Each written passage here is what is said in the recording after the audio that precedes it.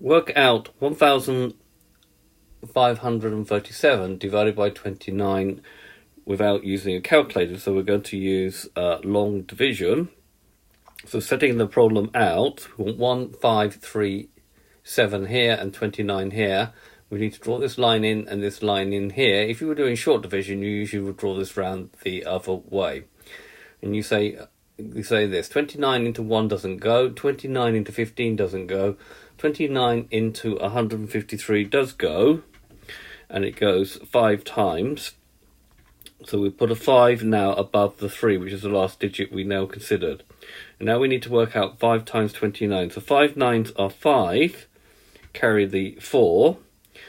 2 5s are 10 plus the 4, which makes 14. We now need to do a subtraction.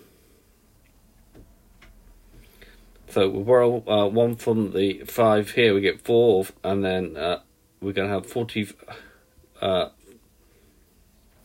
We'll bring the 1 here, and then we've got 13 minus 5, which makes 8.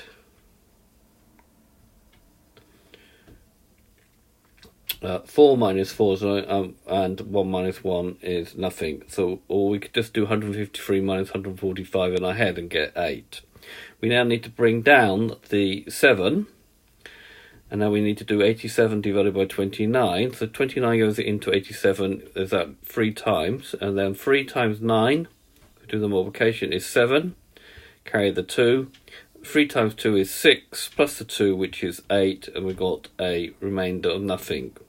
So no remainder will mean that 29 will go into 1537 exactly. So we've got 1537 divided by 29 is going to be equal to our answer, which is 53. So this has been a video to show you how to do long division. I hope you've understood, and I thank you very much for watching.